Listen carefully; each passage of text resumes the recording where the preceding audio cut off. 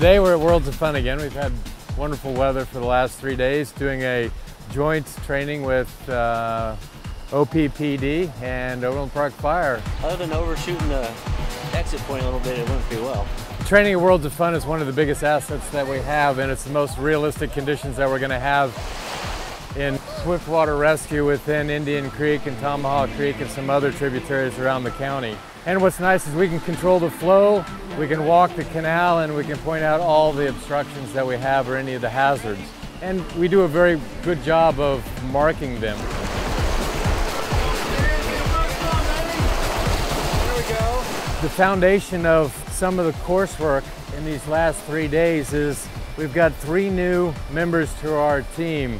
Roger Peshek with OPFD has been instrumental in instructing them to get a certificate from an agency, and they've had to do basic skill sets these last 3 days in the AM session of the coursework, and we've incorporated the veteran PD and OPFD in those skill sets that they had to do. Plus, they've brought to our attention new techniques with some boogie boards, and we're trying to do some cross-training between the different agencies so we're all on the same page. So we do work really smooth with each other. A go rescue, what are some different ways that we can do a go rescue?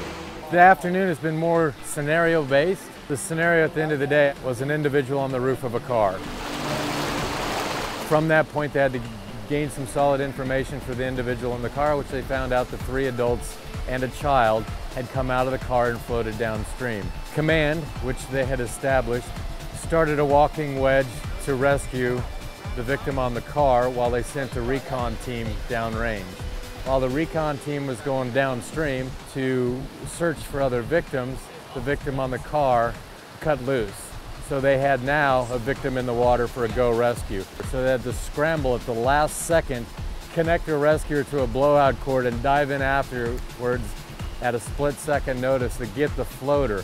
From there, they found another victim on a strainer that was conscious and screaming that they immediately tethered and pulled to safety.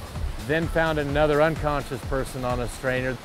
Then from there, more downstream search, found a child in a tree where they motored up in about 8-mile-an-hour current to do the pickoff of the child in the tree, which is extremely challenging with tiller work. And then from there, they found another victim downstream of that they used tether work on the Zodiac to ferry some rescuers in the boat to snag the 3rd adult, which was the 4th victim.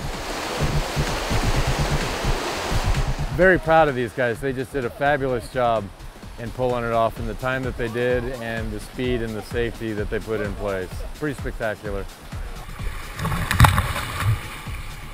We need this place to train, and it really gives everybody on the team a solid respect for swiftwater rescue. We don't take anything for granted.